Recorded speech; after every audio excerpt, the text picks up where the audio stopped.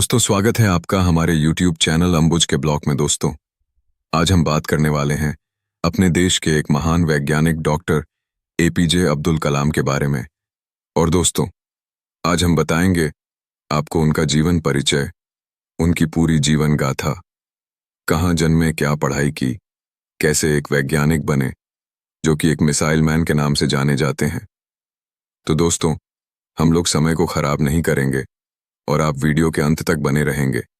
और हमारा वीडियो आपको अच्छा लगेगा तो एक लाइक व सब्सक्राइब जरूर करें। दोस्तों, शुरू करते हैं डॉ एपीजे अब्दुल कलाम की जीवनी आ एत। नमस्कार दोस्तों, आज हम बात करने जा रहे हैं भारत के उस महान वैज्ञानिक, शिक्षक और राष्ट्रपति की जिन्हें पूरा देश मिसाइल मैन ऑफ इंडिया के नाम से जानता है।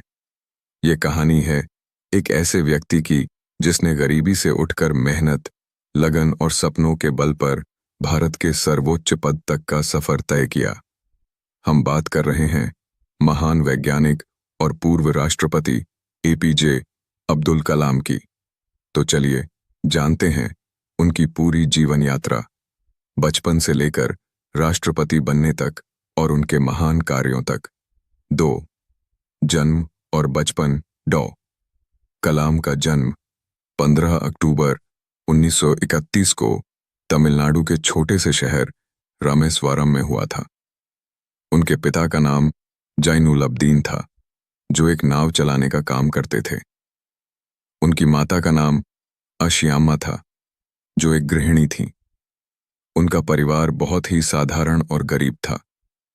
कई बार घर की आर्थिक स्थिति इतनी खराब होती थी कि छोटी छोटी जरूरतों के लिए भी संघर्ष करना पड़ता था।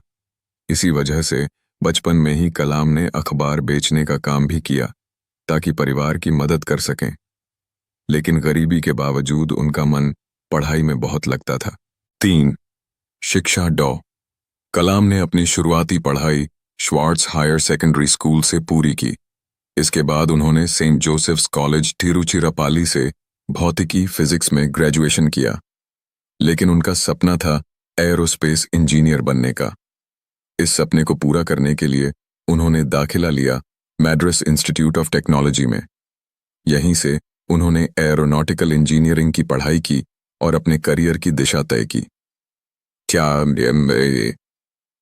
4.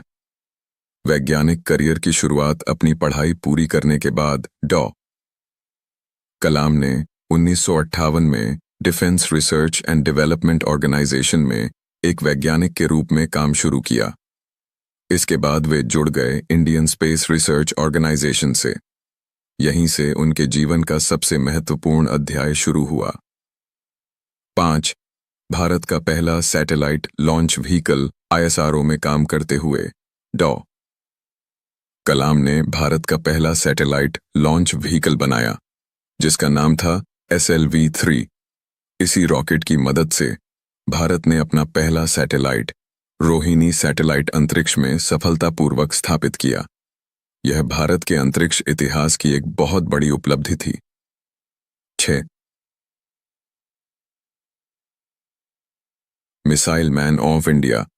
इसके बाद डॉ कलाम को भारत के मिसाइल प्रोग्राम की जिम्मेदारी दी गई। उन्होंने कई शक्तिशाली मिसाइलों के विकास में महत्वपूर्ण भूमिका निभाई, जैसे अग्नि मिसाइल, पृथ्वी मिसाइल। इन मिसाइलों की सफलता के बाद उन्हें मिसाइल मैन ऑफ इंडिया कहा जाने लगा। 7. पोखरण परमाणु परीक्षण। 1998 में भारत ने पोखरण 3 न्यूक्लियर टेस्ट्स किए। इस मिशन में डॉ कलाम ने एक प्रमुख वैज्ञानिक के रूप में महत्वपूर्ण भूमिका निभाई। इन परमाणु परीक्षणों के बाद भारत एक परमाणु शक्ति संपन्न देश बन गया। 8. भारत के राष्ट्रपति। 2002 में डॉ कलाम को भारत का 11वां राष्ट्रपति चुना गया। उन्होंने 2002 से 2007 तक देश के राष्ट्रपति के रूप में सेवा दी। उनके कार्यकाल में वे जनता के बीच बहुत लोकप्रिय रहे।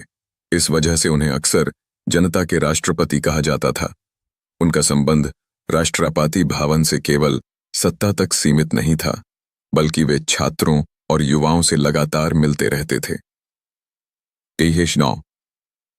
युवाओं के प्रेरणा स्रोत। डॉ कलाम का मानना था कि सपने वो नहीं जो हम सोते समय देखते हैं, सपने वो हैं जो हमें सोने नहीं देते।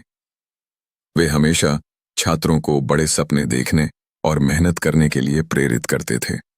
उन्होंने कई प्रेरणादायक किताबें भवेय मीताम्बोहेद इत बहुत सरल और सादा जीवन डॉ कलाम बहुत ही सरल जीवन जीते थे। राष्ट्रपति बनने के बाद भी उन्होंने अपनी निजी जिंदगी में कोई बड़ा बदलाव नहीं किया। उनके पास ज्यादा निजी संपत्ति नहीं थी। उनके पास बस कुछ किताबें, कपड़े, एक वीणा और कुछ जरूरी सामान ही था।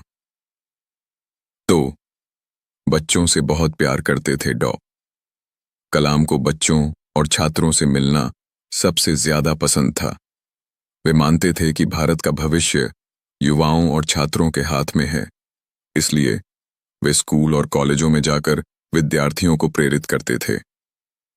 3. वे अच्छे लेखक भी थे। वैज्ञानिक होने के साथ साथ डॉ कलाम एक बेहतरीन लेखक भी थे। उन्होंने कई प्रेरणादायक किताबें लिखीं, जैसे विंग्स ऑफ फायर, उनकी आत्मकथा इग्नाइटेड माइंड्स इंडिया 2020 से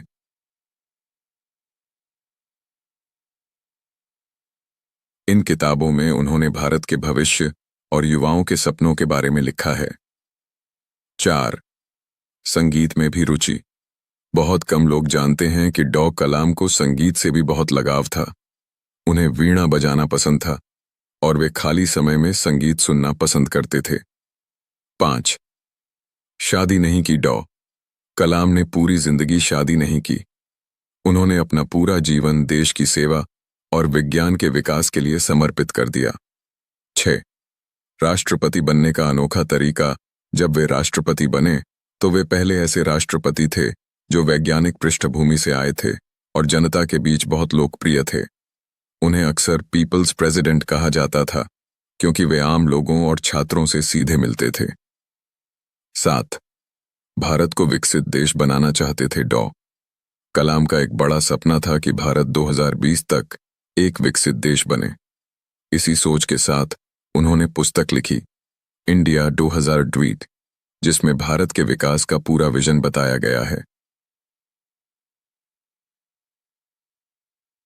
उनकी अंतिम इच्छा 27 जुलाई 2015 को जब उनका निधन हुआ, तब वे Indian Institute of Management Shillong में छात्रों को भाषण दे रहे थे। यानी उन्होंने अपने जीवन का आखिरी समय भी युवाओं को प्रेरित करने में ही बिताया। एक प्रेरणादायक बात जो डॉ कलाम अक्सर कहते थे, अगर आप सूरज की तरह चमकना चाहते हैं तो पहले सूरज की तरह जलना सीखिए। दोस्तों, हमारा ये वीडियो अगर आपको अच्छा लगा हो तो कृपया हमारे चैनल को सब्सक्राइब करें और वीडियो के लिए अंत तक बने रहने के लिए आपका बहुत बहुत धन्यवाद।